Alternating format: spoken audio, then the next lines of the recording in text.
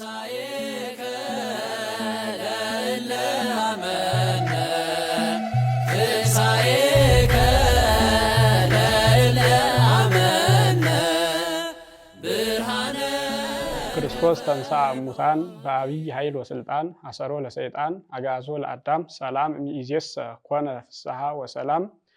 እነሆ ክርስቶስ በታላቅ ስልጣን ተነሳ፣ ሰይጣንን አሰረው፣ አዳምን ነፃ አወጣው። ከዚህ በኋላ ለሁላችን ሰላም ሆኗል።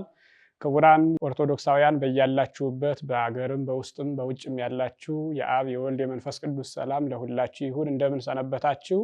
በዛሬው ዝግጅታችን ይዘንላችሁ የምንቀርበው የጌታችን የመድኃኒታችን የኢየሱስ ክርስቶስን ትንሣኤ እሁድ አክብረን ከዚያ ባሉት ከሰኞ ጀምሮ እስከ ዳግም ትንሣኤ ያሉትን ዕለታት ቤተክርስቲያናችን እንዴት ነው የምታከብረው፣ መነሻው ምንድን ነው የሚሉትን እያንዳንዱን ዕለታት ይዘንላችሁ እንቀርባለን። እስከ መጨረሻው ድረስ እንድትከታተሉን እናሳስባለን።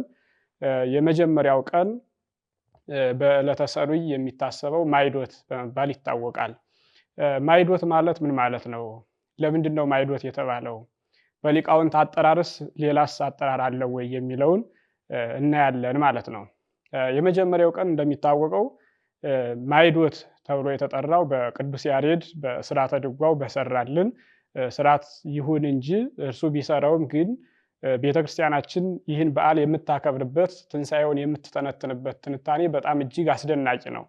ምክንያቱም እነዚህ ሰባቱም ዕለታት የሚያሳዩን አጠቃላይ የጌታችን የመድኃኒታችን የኢየሱስ ክርስቶስን ትንሣኤውን ነገረ ሞቱንና ዓለምን ያዳነበትን መንገድ የሚብራራበት ነው። ለምሳሌ እንደ ስብከት እንኳን ርዕስ አድርገን ብናነሳው ትንሣኤው ርዕሱ ቢሆን የትምህርቱ ዋና ዋና ፖይንት ትምህርቶቹ ማይዶት ወይም ደግሞ በዕለተ ማክሰኞ የምናስበው ቶማስ እያል ልንዘረዝረው እንችላለን ማለት ነው። ወደ መጀመሪያው ስወስዳችሁ ማይዶት ይባላል። ማይዶት ማለት ደግሞ መነሻውን የወሰደው በኦሪት ዘጸአት ምዕራፍ 12 ከቁጥር 13 ላይ ጀምሮ ያለውን ነቢየ ኦሪት ሙሴ በጻፈልንና ባስቀመጠልን መሰረት ነው። ማይዶት ማለት ባጭሩ መሻገር ማለት ነው። ይሄ ደግሞ የመጽሐፍ ቅዱስ ቋንቋው ደግሞ ፋሲካ በመባል የሚታወቀው ነው። ፋሲካ የሚባለው ቃል ደግሞ ወደ ሂብሩ ቋንቋ ስንወስደው ደግሞ ፓሳህ ወደሚባለው ባጭሩ ማለፍ መሻገር የሚለውን ያሳየናል ማለት ነው።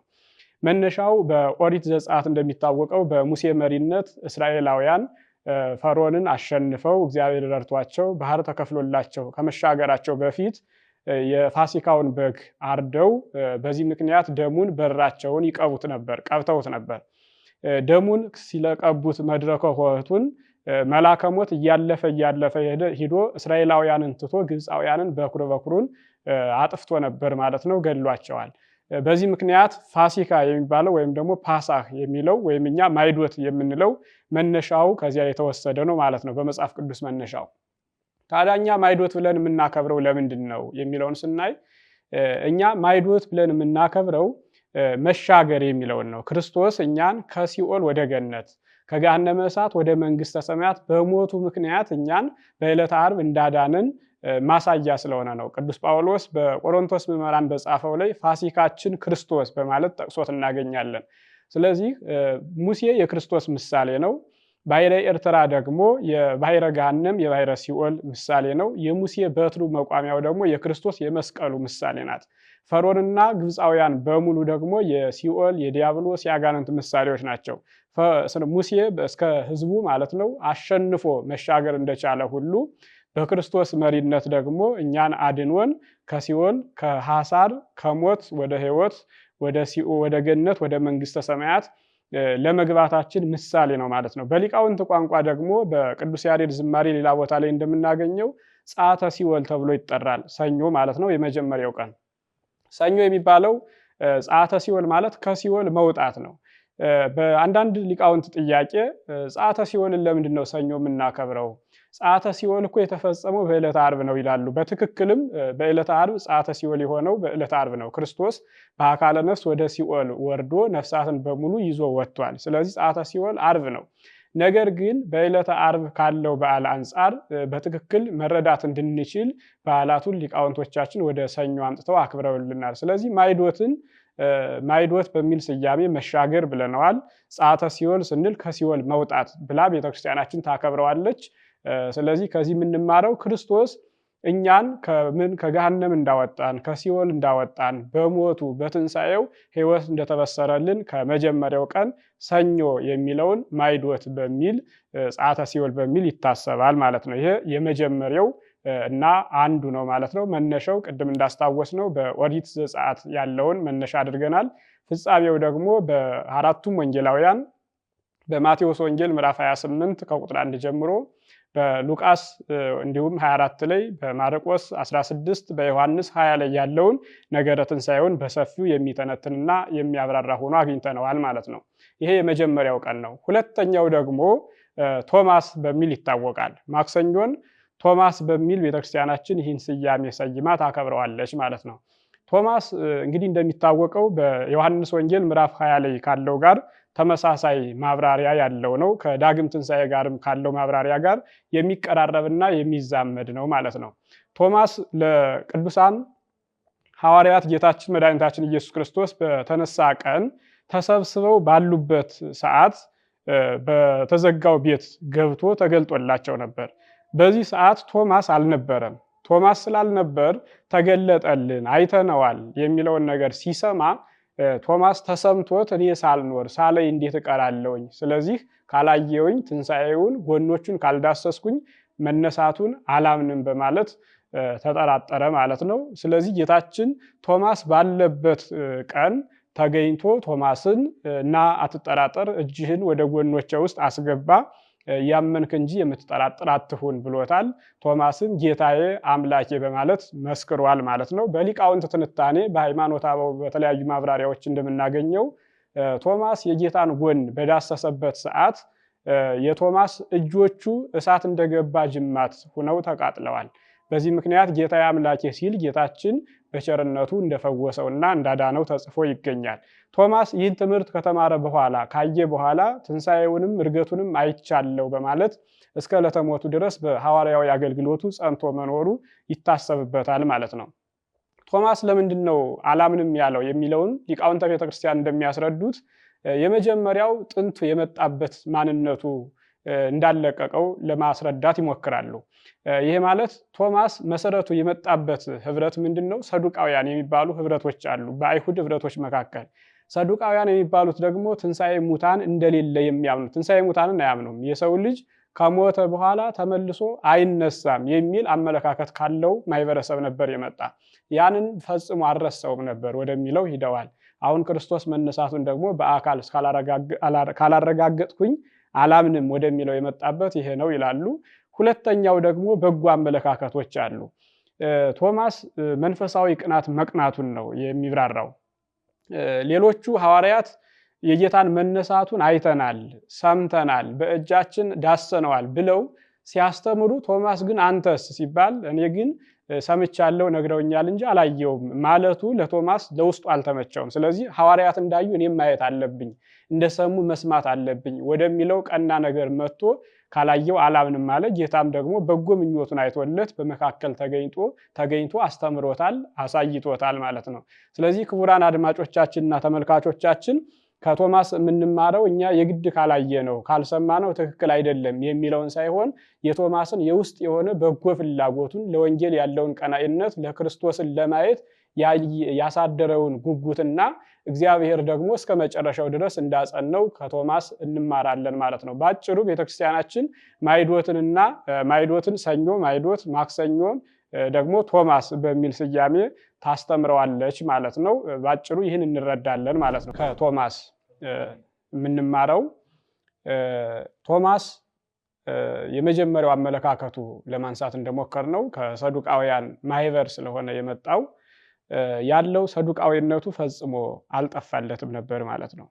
ለምንድን ነው ያልጠፋለት? እንደሚታወቀው ከልጅነታችን ጀምሮ እያየናቸው እየሰማናቸው የመጣናቸው ነገሮች እንዲህ በቀላሉ የሚተው ነገር እንዳልሆኑ የቤተክርስቲያናችን ሊቃውንት በሰፊው ያብራራሉ። ከልጅነታችን ያየናቸውን በጎ ነገሮችንም እንዲህ በቀላሉ መርሳት አንችልም፣ በቀላል ነገርም ደግሞ መተው አይቻልም ማለት ነው። በአንጻሩ ደግሞ መጥፎ ነገሮችም አብረን ከማህበረሰቡም ከምንም ነገር ይዘናቸው ከመጣን እንዲህ በቀላሉ የሚተው አይደሉም፣ እስከ መጨረሻው ድረስ ይታገሉናል ማለት ነው። ቶማስ በመጀመሪያው ጌታዬ ኢየሱስ ክርስቶስን በዓይኔ ካላየሁት ካልዳሰስኩት በቀር ከሐዋርያት መካከል ሲገለጥ ዓይኔ ካላየች አላምንም ብሎ የተነሳበት ምክንያት የመጀመሪያው ሰዱቃዊነቱ ነው። ሰዱቃዊነት ደግሞ ስናነሳው ሰዱቃዊነት ትንሣኤ ሙታን የለም፣ የሰው ልጅ ከእንስሳ ሊለይ አይችልም፣ እንደሞተ ይቀራል፣ አይነሳም የሚል አስተምሮ ነው።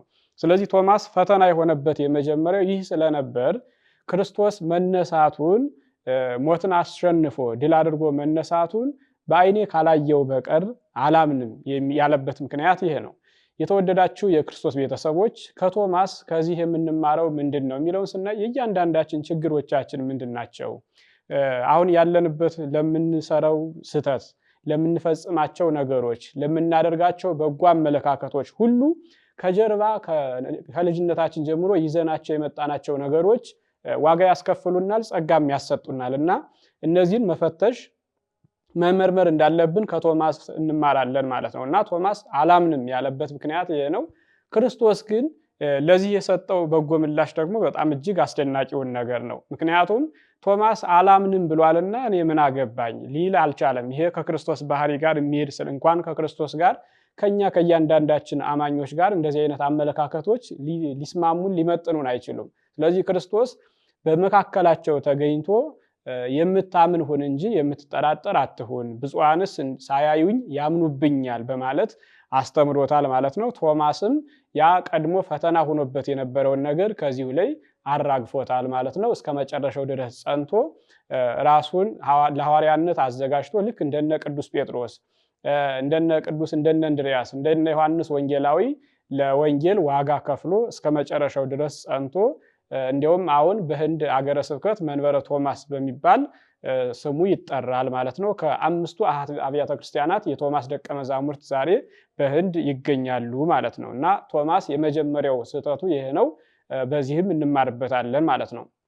ሁለተኛው ቶማስ ካላየው አላምንም ያለበትን ሁናቴ ስናየው ይህም በጎ ነገር ነው። እያንዳንዳችን ከምናያቸው ነገሮች ወደፊት ከምናገለግለው አገልግሎቶች ልንሰራው ከምናስባቸው ነገሮች ያሉትን ማመቻቸት እንዳለብን የሚያስተምር ሆኖ እናገኘዋለን ማለት ነው። ቶማስ ካላየው አላምንም የሚለውን የተናገረው ክርስቶስን በመጠራጠር አይደለም ይላሉ ሊቃውንተ ቤተክርስቲያን። በመጠራጠር ሳይሆን ለነገ ያለው በትክክል ቶማስ የወንጌልን አገልግሎት ተረድቶታል።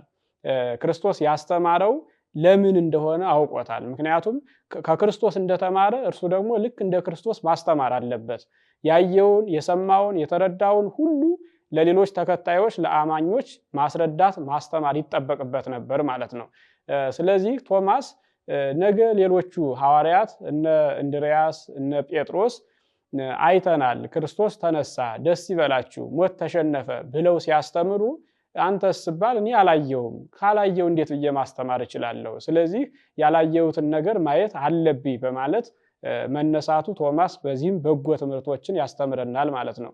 ስለዚህ ሁላችንም የክርስቶስ ቤተሰቦች ከቶማስ የምንማረው ጌታዬ ማለትን፣ አምላኬ ማለትን። ቶማስ ያወጣው ቃል ይሄ ነው። መጀመሪያ ላይ ካላየው አላምንም ያለው አንድ ቃል ነው።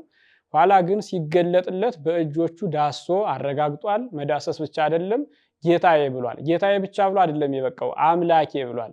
ጌታዬ አምላኬ የሚለው ቃል በሊቃውንት ሲተረጎም ጌታዬ ማለት ሰውነቱን ነው፣ አምላኬ ማለት ደግሞ መለኮታዊ አካል እንደሆነ ያስረዳበት መንገድ ነው። ረቀቅ ባለ መንገድ ነው የገለጠው። ስለዚህ የክርስቶስን ጌትነቱን፣ አምላክነቱን፣ ሞትን ማሸነፉን የቶማስ የተደረገለት ነገር በሙሉ እኛ የምንማርበት ነው ማለት ነው። ስለዚህ ቤተክርስቲያናችን ሰኞን ማይዶት፣ ማክሰኞን ቶማስ ብላ የምታስተምርበት ምክንያት ባጭሩ ከቶማስ የምንረዳው የጌታችን የመድኃኒታችን የኢየሱስ ክርስቶስን ትንሣኤ የምታስተምርበት መንገድ፣ ያስተማረችበት መንገድ፣ ወደፊትም ልጆቿን የምትጠብቅበትን መንገድ የሚያሳይና የሚያስረዳ ነው። ረቡዕ እንደሚታወቀው አልዓዛር በሚል ስያሜ ይታወቃል። ረቡዕ አልዓዛር ተብሎ የሚጠራው ይህን ለመረዳት ሁላችሁም አድማጮች የዮሐንስ ወንጌል ምዕራፍ 11ን አውጥታችሁ እንድታነቡ ጋብዛችኋለሁ። በዚህ ላይ እንደምንረዳው ቤተክርስቲያናችን አልዓዛር በሚል የሰየመችው አልዓዛርን ከሞት ያስነሳው ክርስቶስ መጋቢት 18 ቀደም ብሎ ነው። ነገር ግን ክርስቶስ ከተነሳ በኋላ የክርስቶስን ትንሣኤ ለማስተማር አንዱ አመች መንገድ በመሆኑ አልዓዛር ተብሏል ማለት ነው። እንግዲህ የአልዓዛር ከሞት መነሳት ነው። ስለ ትንሣኤ ካነሳን አይቀር በመጽሐፍ ቅዱስ ውስጥ የተጻፉትን ስናይ 5 አይነት የትንሣኤ አይነቶች አሉ። እነዚህ የትንሣኤ አይነቶች ደረጃቸው የተለያየ ነው። የሚያስተምሩትም ትምህርት እንዲሁ የተለያዩ ነገሮች ናቸው። ከነዚህ መካከል ከ5ቱ አንዱ ትንሣኤ አልዓዛር ነው። ትንሣኤ አልዓዛር የሚባል አለ፣ ትንሣኤ ክርስቶስ የሚባል አለ፣ ትንሣኤ ዘጉባኤ የሚባል አለ፣ የሁላችንም ትንሣኤ ልቡና የሚባል አለ፣ 4ኛው ማለት ነው። 5ኛው ደግሞ ትንሣኤ ህሊና የሚባል አለ። እነዚህ 5ቱም ትንሣኤዎች ሰፋ ያሉ ማብራሪያዎች አሏቸው። ከነዚህ ከ5ቱ መካከል አንዱ የአልዓዛር ከስጋ መነሳት ነው። የአልዓዛር ትንሣኤ ከክርስቶስ ትንሣኤ በምን ይለያል? ከትንሣኤ ዘጉባኤ በምን ይለያል? ከትንሣኤ ህሊናና ከልቡናስ በምን ይለያል? የሚለውን ስናይ አልዓዛር የጌታችን የመድኃኒታችን የኢየሱስ ክርስቶስ ወዳጅ ነው። በዮሐንስ ወንጌል ምዕራፍ 11 ላይ እንደጠቀስኩላችሁ አልዓዛር ከሞተ በኋላ ጌታችን መድኃኒታችን ኢየሱስ ክርስቶስ አልዓዛርን የት ቀበራችሁት ብሎ አልዓዛርን እንደገና ና አልዓዛር ከመቃብር ውጣ ብሎ አልዓዛርን ከተቀበረበት መቃብር ውስጥ ሆኖ ድምፅ አሰማ ይላል። በዚህ ምክንያት መቃብሩን ከፍተውለት አልዓዛር እንደተገነዘ እንቅስቃሴ አሳይቷል። መግነዙን ሲፈቱለት አልዓዛር ተነስቶ ለብዙ ዓመታት በክህነት አገልግሎት እንዲሁም ሲያገለግል ኑሮ ተመልሶ ማረፉን በመጋቢት 18 የሚነበበው መጽሐፈ ስንክሳርም ያሳየናል ማለት ነው። ስለዚህ አልዓዛር የተሰየመው ለምንድን ነው ስንል አልዓዛር ከሞት የተነሳው በክርስቶስ ኃይልና ስልጣን ነው። ክርስቶስ በገንዛ ስልጣኑ ነው የሚነሳው። አልዓዛር ግን አጋዥ አስፈልጎት ነው የተነሳው። የትንሣኤው አይነት ደግሞ የስጋ ትንሣኤ ነው። የስጋ ትንሣኤ ማለት ደግሞ የተአምራት ትንሣኤ ማለት ነው። የተአምራት ትንሣኤ ሁልጊዜ አይከናወንም። ወይ በ200 አንድ ጊዜ ሊሆን ይችላል፣ በ1000 ዘመን አንድ ጊዜ ሊሆን ይችላል። በሆነ አንዳች ኃይል በሆነ ተአምር በእግዚአብሔር ቸርነት ወይም ደግሞ ቅድስና ያላቸው ሰዎች የሞቱ ሰዎችን ሊያስነሱ የሚችሉበት ስልጣን አለ። ለምሳሌ በመጽሐፍ ቅዱስ ውስጥ እነ ኤልያስ ሙት ማስነሳታቸው፣ ነቢዩ ኤልሳ ሙት እንዳስነሳ፣ ጌታችን መድኃኒታችን ኢየሱስ ክርስቶስም በወንጌል ላይ ተጽፎ እንደምናገኘው አልዓዛርን ጨምሮ ሌሎችም ሙታንን ከሞት ከመቃብር ማስነሳቱን ተጽፎ እናገኛለን ማለት ነው። በአጭሩ የአልዓዛር ትንሣኤ በብሉይ ስጋ ነው። ተመልሶ ሞትን ያስከትላል። ዳግም ትንሣኤ ይፈልጋል። በሌላ ስልጣን ነው የሚነሳው። ተአምራዊ ነው። ተመልሶ ሞት ያለበት ነው። ስለዚህ ረቡዕ ትንሣኤ አልዓዛር የሚለው ሲጠራ አልዓዛርን ጌታችን ከመቃብር ማስነሳቱን፣ በመቃብር ላይ ጌታ ስልጣን እንዳለው፣ በሞት ላይ ስልጣን እንዳለው፣ በእኛ ፈተናዎች ላይ እኛን በተጫኑን ፈተናዎች ነገሮች ላይ ሁሉ ክርስቶስ ስልጣን እንዳለው ቤተክርስቲያናችን የምታስተምርበት ነው ማለት ነው። ስለዚህ ረቡዕ ትንሣኤ አልዓዛር በመባል ይታወቃል ማለት ነው። አንደኛው ይሄ ነው። ሁለተኛው ደግሞ አዳም ሐሙስ የሚለው ነው። ሐሙስ ስሙ አዳም ሐሙስ በመባል ይታወቃል። ሐሙስ የሚለው ቃል ስናየው ከእሑድ ጀምረን እስከ ሐሙስ ስንቆጥር 5 ቀን ይሆናል። ለምንድን ነው ሐሙስ የቤተክርስቲያናችን ሊቃውንት በዓሉ ሐሙስ እንዲከበር ያደረጉት የወሰኑት የሚለውን ስናይ ከእሑድ አንስተን ስንቆጥር 5 ከሆነ ለአዳም የተሰጠው ቃል ኪዳን ምን ነበር የሚለውን ስናይ በሐሙስ ዕለት ወበመንፈቃ ለዕለት እትወለድ እሞለተ ወለትከ ወእድህ ውስተ መርህብከ ወእትቤዘወከ በመስቀልየ ወበሞትየ ብሎታል። 5 ቀን ተኩል ሲፈጸም በ5ኛው ቀን ተኩል መጥቼ አድንሃለሁ የሚል ቃል ለአዳም ሰጥቶት ነበር። ለአዳም የሰጠው ቃል ይህ ከሆነ ምን አድርጎ ነው የሚለውን ስናይ በኦሪት ዘፍጥረት ምዕራፍ 3 ላይ ያለውን ስናይ አዳም ከገነት መውጣቱን፣ መባረሩን፣ ዕፀ በለስ መብላቱን፣ አትብላ የተባለውን መብላቱን ስህተቶቹን እናያለን ማለት ነው። ዳግማዊ አዳም ስህተቶችን ጨርሶ ፈጽሞ ከእግዚአብሔር ጋር እንድንለይ እንዳደረገን ሁሉ ዳግማዊ አዳም ቀዳማዊ አዳም ይህን ሰርቷል። ዳግማዊ አዳም ጌታችን መድኃኒታችን ኢየሱስ ክርስቶስ 5500 ዘመን ሲፈጸም ለአዳም የሰጠውን ቃል ኪዳን አስቦ አዳምን ወደ ቀድሞ ቦታው ወደ ቀደመ ርስቱ መመለሱን የምንረዳበት ነው። ስለዚህ ሁላችንም የሁለተኛውን ሰው የአዳም የክርስቶስን ባህሪ ይዘን የመንግስቱ ወራሾች የስሙ ቀዳሾች የምንሆንበት ተምሳሌት ስለሆነ ቤተክርስቲያናችን ትንሣኤውን ከምታስተምርበት አንዱ አዳም ሐሙስ ተብሎ የሚጠራው ነው ማለት ነው። ሶስተኛው ዓርብ ያለውን በዓል ነው። ዓርብ ቤተክርስቲያናችን የምታከብረው ደግሞ ቤተክርስቲያን በሚል ስያሜ ትጠራዋለች ማለት ነው።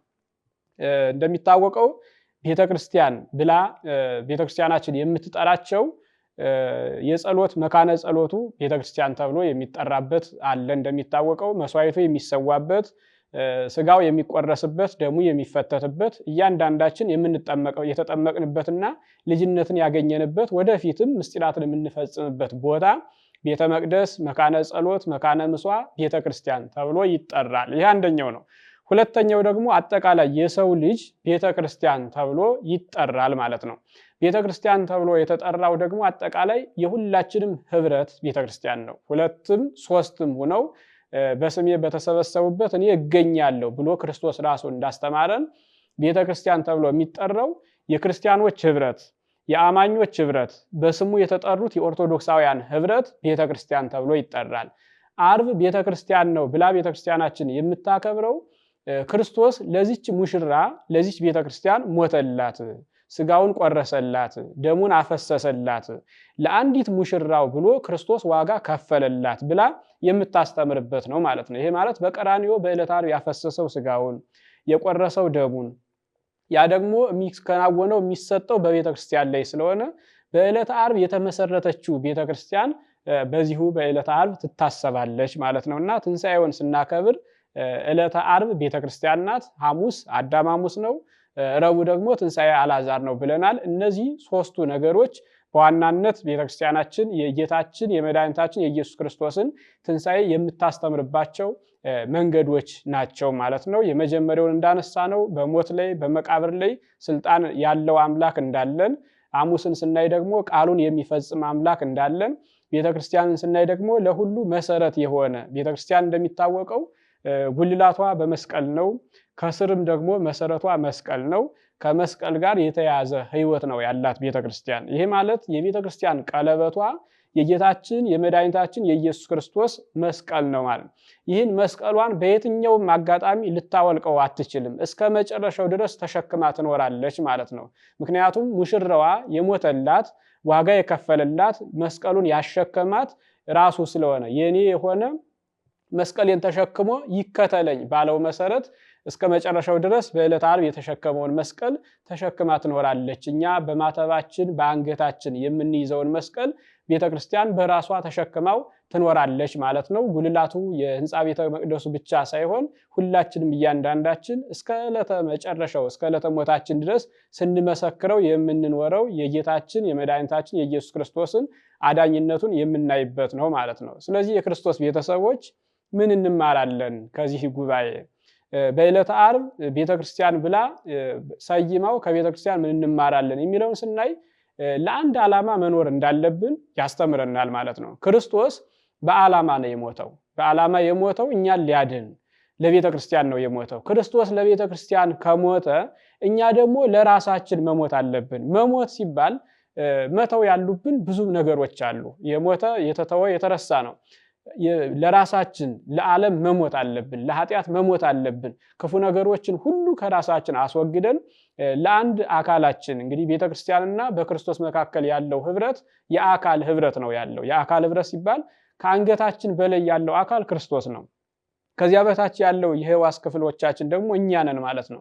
ስለዚህ በቅዱስ ጳውሎስ አስተምሮ ማለት ነው ለኤፌሶን ምዕመናን አስተላለፈው ላይ ምዕራፍ 5 ከቁጥር 35 ጀምሮ ያለውን ስናይ ለሙሽር አንሰ እብሎ ላይለ ክርስቶስ ወላይለ ቤተክርስቲያን የሙሽራውና የሙሽሪትን ተዋሂዶ በማንሳት በክርስቶስና በቤተክርስቲያን ምሳሌነት አስተምረዋለሁ በማለት ነው የገለጠው። ስለዚህ አንገት የሌለው ሰው በህይወት ሊኖር እንደማይችል ሁሉ ክርስቶስ መሪ የሆናት ቤተክርስቲያን እስከ መጨረሻው ጸንታ ትኖራለች ማለት ነው። ይህን ያስተምረናል። ቅዳሜ ደርሰናል። በዕለተ ቀዳሚት ቤተክርስቲያናችን ትንሣኤውን የምትሰብከው ደግሞ ቅዱሳት አንስት በሚል አጠራር ነው ማለት ነው። ቅዳሜ ቅዱሳት አንስት የሚለውን ሰው የተቀደሱ ቅዱሳት አንስት ማለት ምን ማለት ነው የሚለውን መጀመር አለብን። ቅዱሳት የሚለው ቃልና አንስት የሚሉ ሁለት ቃላት አሉ። በአንድ ላይ ሲሆኑ አንድ ትርጉም ይሰጣሉ ማለት ነው። ቅዱሳት ማለት ንጹሃት፣ ክቡራት፣ የተለዩ ማለት ነው። እነዚህ የከበሩ የነጹ የተለዩ የሚሉት እነማን ናቸው? የሚሉት ሴቶች ናቸው ማለት የተቀደሱ ሴቶች። ቤተክርስቲያናችን በጣም አስደናቂ የምትሆነው አንዱ ለሴቶቹም ለወንዶቹም በሚመጥን መንገድ ለሁሉም የተሰራች አንዲት ቤተክርስቲያን መሆኗ በጣም እጅግ አስደናቂው ትምህርት ነው። ቅዱሳት አንስት የሚለውን ስናይ የተቀደሱ ሴቶች በትንሣኤው ያላቸውን ነገር ለማስረዳት እንዲመች ነው። ድህነት ሞት ከሴቶች ጋር ተያይዞ የሚታወቅ ነገር ነው። በኦሪት ዘፍጥረት ያለውን ስናይ በቀዳሚት ሔዋን ምክንያት ሞት ወደዚች ምድር መምጣቱን ተጽፎ እናገኛለን ማለት ነው። ይቺ ቀዳሚት ሔዋን የእባብን ምክር ሰምታ በሴቶች ምክንያት ሞት በመጀመሪያ ወደዚህ ዓለም መምጣቱ ተጽፎ እናገኛለን ማለት ነው። ሔዋን አዳምን እንብላ ብላ በማነሳሳቷና አብረው በመብላታቸው ምክንያት ማለት ነው። የመጀመሪያዋ ሴት የሞት መነሻ ሁና እናገኛታለን ማለት ነው። ሁለተኛዋ ሴት ግን ይህ ወደ ዓለም በሴት ምክንያት የመጣው ሞት እንዲጠፋ ያደረገች ናት ማለት ነው። ቀዳሚት ሔዋን አዳምን እንዳሳሳተች ሁሉ ዳግሚት ሔዋን ቅድስተ ቅዱሳን ድንግል ማርያም ደግሞ የሕይወት መገኛ ሕይወት ሰሪ ሕይወትን የሚገነባው ጌታችን መድኃኒታችን ኢየሱስ ክርስቶስን ወልዳ በዚህ ዓለም ሕይወትን እንድናገኝ ያደረገችን ሴት ቅድስት ድንግል ማርያም አለች ማለት ነው።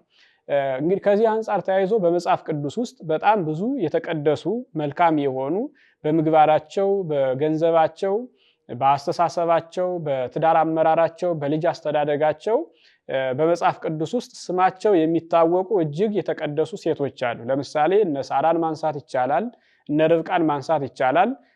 በሐዲስ ኪዳን የሚጠሩት ራሱ እነ ሩትን ሁሉ ማንሳት ይቻላል ማለት ነው። ወንጌላዊ ማቴዎስ የጻፋቸው እነ ራኬብ ሁሉ አሉ፣ መልካም ምግባር መልካም ጸባይ ያላቸው ማለት ነው።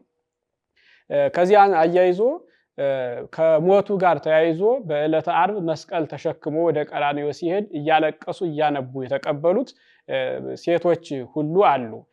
ኢይብክያ ዘከላ ደናግለ እስከ ቀራንዮስ ሆረ አርዑተ መስቀል ጾረ ብሎ ቅዱስ ያሬድ እንደሚያነሳው እነዚህ ሴቶች የክርስቶስ መስቀል መሸከሙን አይተው በጣም እጅግ ውስጣቸው ስለተረበሸባቸው በእንባ ተከትለውታል። እርሱ ግን ለኔ ሳይሆን ለናንተ ለራሳችሁ አልቅሱ በማለት የሕይወታቸውን ነገር እንዲያስቡበት ነግሯቸዋል፣ አስተምሯቸዋል ማለት ነው። እነዚህ ብቻ ሳይሆን ኋላ እነ ማርያም መግደላዊት ለምሳሌ በዕለተ ረቡዕ ሽቱ ያልከፈከፈችለት በእንባዋ ንስሐ የገባች ማርያም እንተ እፍረት የምትባለው አለች። እነ ማርያም መግደላዊት በጌታችን ኢየሱስ ክርስቶስ ከመነሳቱ አስቀድሞ ማለት ነው በዕለተ ቀዳሚት ሌሊት ሲመላለሱ አድረዋል ማለት ነው። መቃብሩን ለማየት ሲመላለሱ ነው ያደሩት እና ለመጀመሪያ ጊዜ ትንሣኤውን ያዩት ያበሰሩት ቅዱሳት ሴቶች ናቸው። ይገርማል። ከዚህ ላይ በኦርቶዶክስ ቤተክርስቲያን እንደሚታወቀው ለምንድነው ሴቶች የማይቀድሱ? ለምንድነው ሴቶቹ እንደዚህ አውደ ምሕረት ላይ እየተባሉ ብዙ ጥያቄዎች ይነሳሉ። ነገር ግን ቤተክርስቲያናችን ለሴቶቹም ለወንዶችም በሚገባቸው መጠን በሚቻለው እግዚአብሔር ባዘዘው መጠን የሁሉም መሆኗን የምታስተምርበት ነው ማለት ነው እና የትንሣኤው ሰባኪዎች ሴቶች ናቸው።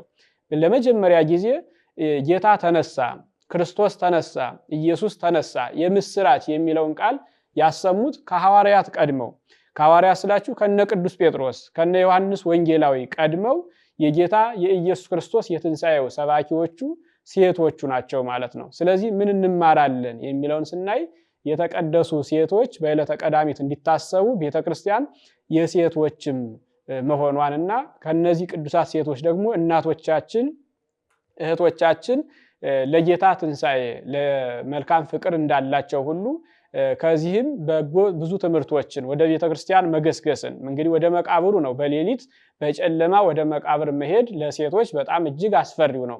ሃይማኖት ያለው ሰው ግን እንኳን ጨለማም ቢሆን አያስፈራውም፣ መቃብርም ቢሆን አያስፈራውም ማለት ነው ለአማኝ ለሆነ ሰው እና እኒህ ሴቶች ወደ መቃብሩ እንደገሰገሱ ሁሉ ቅዱሳት አንስትም ደግሞ ወደ ትንሣኤው ቦታ ወደ መቃብሩ ቦታ ወደ ቤተ መቅደሱ ወደ ቤተ ክርስቲያን ወደ መንፈሳዊ ሕይወት ወደ መልካም ነገሮች መገስገስን ከነ ማርያም መግደላዊት መማር እንዲችሉ በማለት ቤተክርስቲያናችን ቀዳሚትን ቅዱሳት አንስት በሚል ስያሜ ታከብረዋለች ማለት ነው።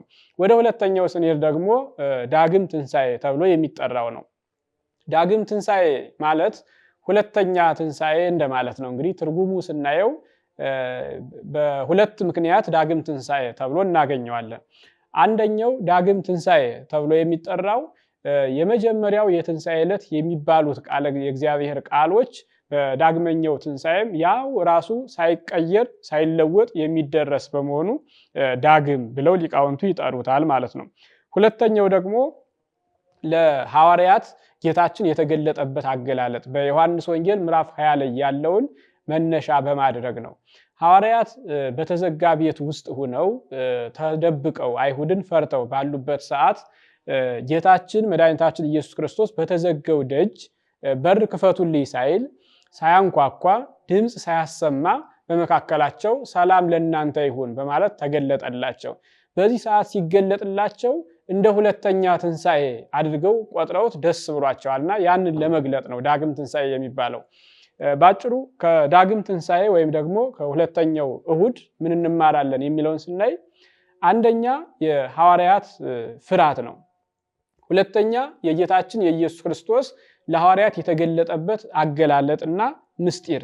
እነዚህን ሁለቱን ነገሮች ሰፋ አድርገን ለማየት እንሞክራለን። የመጀመሪያው የሐዋርያት ፍርሃት ምንድነው የሚለውን ስናይ ሐዋርያት አይሁድን ይፈሩ ነበር።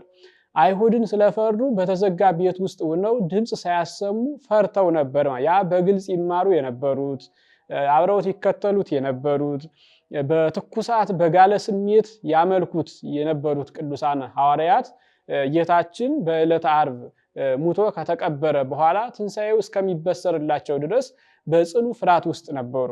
ነገር ግን የተወደዳችሁ የክርስቶስ ቤተሰቦች እያንዳንዶች ፍርሃቶች፣ እያንዳንዶች ችግሮች በሕይወታችን የሚገጥሙን ነገሮች በሙሉ አንድ ቀን ያበቃሉ። የሚያበቁት መቼ ነው ስንል ጌታችን መድኃኒታችን ኢየሱስ ክርስቶስ ሲገለጥልን። እርሱ የሚገለጥ ደግሞ በምክንያቶች፣ በሁነቶች፣ በክንውኖች በሆነ እርሱ በፈቀዳቸው መንገዶች ነገሮች እንዲያበቁ ያደርጋል እና አንዱ ይሄ ነው ማለት ነው። ሁለተኛው ጌታችን የተገለጠበት አገላለጥ ምንድን ነው የሚለውን ስናይ በተዘጋ ቤት ውስጥ መገኘቱ ማለት ነው። ይህ ምን ያስተምራል ስንል የሚያሳየው በተዘጋ ቤት ውስጥ መገኘቱ ሶስት ነገሮችን ያስተምረናል። አንደኛ ክርስቶስ የተወለደበትን የልደቱን አይነት ሲወለድ በሕቱም ድንግልና ተጸንሶ በሕቱም ድንግልና ተወለደ ይለናል። ኢሳይያስ 7:14 ላይ ተጽፎ እንደምናገኘው ይህ ማለት በሕቱም ድንግልና ተጸነሰ ስንል ያለ ዘር ተጸነሰ ማለታችን ነው። ያለ ወንድ ተጸነሰ፣ ያለ አባት ብቻዋን ወለደችው ማለትን ያሳያል ማለት ነው። ሲጸነስም ሲወለድም የእመቤታችን ማኅፀነ ድንግልና እንደተጠበቀ ነው ማለት ነው። አንደኛ ይህን ያስተምራል በተዘጋ ቤት መገኘቱ። ሁለተኛው ደግሞ ሲነሳ የነበረውን ምስጢር የሚያስተምር በመሆኑ ነው።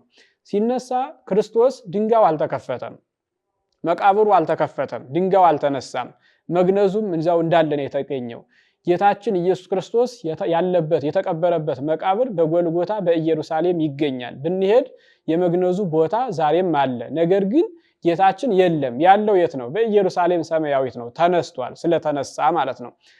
ሲነሳ ግን መቃብሩ ድንጋዩ ሁሉ ኋላ ነው። ቅዱሳት ሴቶች በመቃብሩ ቦታ ተገኝተው ጌታን ለማየት በጉጉት ባሉበት ሰዓት መልአኩ ከሰማይ ወርዶ ድንጋዩን አንስቶ ጌታ ከዚህ የለም ተንሳ ያሎ ዝየሰ ከዚህ የለም ተነስቷል በማለት ድንጋዩን ያንከባለለላቸው የእግዚአብሔር መልአክ ነው እንጂ ሰዎች አይደሉም ማለት ነው። ስለዚህ ጌታችን ሲነሳ መቃብሩ ሳይከፈት እንደተነሳ ሲቀብሩት እነሱ ናቸው ድንጋዩን ያተሙበት። ኋላ ግን ድንጋዩ እንደተገጠመ ምንም ነገር ሳይሆን ጌታ ግን ተነስቷል ማለት ነው። ይሄ ምን ያስተምራል? መቃብር የማያሸንፈው አምላክ እንዳለ፣ ከሞት በላይ ስልጣን እንዳለው፣ ከፍጥረታት ከተፈጥሮ በላይ መሆኑን የምንማርበት ስለሆነ በተዘጋ ቤት ተገኝቷል ማለት ነው። ሶስተኛው ራሱ በተዘጋ ቤት በር ሳያንኳኳ ሳያስደነግጥ መግባቱ ምንድነው ስንል በእውነት ሐዋርያት አይሁድን ፈርተዋል። ፈርተው ላሉ ሰዎች ውጭ ሆኖ በር ክፈቱ ብሎ ቢያንኳኳ ድምፅ ቢያሰማቸው ኑሮ ሐዋርያት ቢፈሩ ሊደነግጡ ይችሉ ነበር። ከዚህ ምን እንረዳለን? ጌታችን መድኃኒታችን ኢየሱስ ክርስቶስ ለእያንዳንዱ ፍጥረት ለእያንዳንዱ የሰው ልጅ ዋጋ እንደሚሰጥ እንዳይሰማቸው አይምሯቸውን ለመጠበቅ ያደረገውን ነገር ያስረዳናል ማለት ነው። አራተኛው በኋላኛው ከትንሣኤ በኋላ የሚኖረንን ሕይወት ያስተማረበት መንገድ ነው። በር ክፈቱልኝ ሳይል ሳያንኳኳ ድምፅ ሳያሰማ መገኘቱ እኛም ከሞትን በኋላ እንደገና ስንነሳ እንደዚህ አይነት ሕይወት ይኖረናል ማለት ነው። የተዘጋ በር የተዘጋ መቃብር እንደማይከለክለን ድምፅ ሳናሰማ መነሳት የምንችልበት ዘመን እንደሚመጣ ያስተምራል ማለት ነው። አምስተኛ ደግሞ ምን ያስተምራል? አምላክነቱን ነው። እንደማንኛውም ሰው በር ሳይከፈትለት ሊገባ አይችልም። አሁን እንግዲህ የተዘጋ በር ውስጥ መገኘቱ መለኮታዊ አካል መሆኑን አምላክ መሆኑን እንጂ ፍጡር ብቻ እንዳልሆነ የሚያስተምር ነው። እንግዲህ የክርስቶስ ነገረ ክርስቶስ ላይ በሰፊው እንደሚታየው ክርስቶስ ኢየሱስ የሚለውን ስናይ ትስብእትና መለኮት አንድ ሆነው ተዋሂደው ነው ማለት ነው። ቶማስ እንደዳሰሰው በቶማስ ትምህርታችን ላይ ለማየት እንደሞከርነው መዳሰስ የተቻለው ትስብእት ስላለ ነው፣ የሚዳሰስ አካል ስላለው ነው። ያ ደግሞ አምላኪ ጌታዬ ብሎ ቶማስ እንዲመሰክር ያደረገው ደግሞ አምላክነት ስላለው ነው። ሰው በተዘጋ ቤት ሳይከፈትለት ሊገባ አይችልም። እንደ ሰውነት በተዘጋ መቃብርም ድንጋይ ሳይነሳለት ሊነሳ አይችልም። ነገር ግን አምላክ ስለሆነ ግን መቃብር ሳይከፈትለት ድንጋይ ሳይነሳለት በር ሳያንኳኳ ድምፅ ሳያሰማ በሩ እንደተዘጋ መገኘት የቻለው አምላክነቱን ከተነሳም በኋላ አምላክነቱ እንዳለ ጌትነቱ እንዳለ ከፍጡራን መካከል አንዱ እንዳልሆነ የሚሰጥበት የትምህርት አይነት ነው ማለት ነው። የተወደዳችሁ የክርስቶስ ቤተሰቦች ከዚህ ትምህርት እንደምንማረው ብዙ ነገሮችን አይተናል። እንግዲህ ከዳግም ትንሣኤ ላይ እንዳየነው በሕቱም ድንግልና ተጸንሶ በሕቱም ድንግልና መወለዱን በሕቱም መቃብር መነሳቱን ጭምር ያሳየው በተዘጋ ቤት መገኘቱ በመሆኑ ከዚህ ባለፈ ደግሞ አምላክነቱንና ጌትነቱን ያስረዳበት እንዲሁም የሐዋርያትን አእምሮና ድንጋጤያቸውን ሳይቀር የጠበቀበትን መንገድ ቤተክርስቲያናችን ዳግም ትንሣኤ በማለት ታከብረዋለች። ለሁላችሁም መልካም በዓል እንዲሆንላችሁ እመኛለሁ። ሰላም እግዚአብሔር ከሁላችን ጋር ይሁን።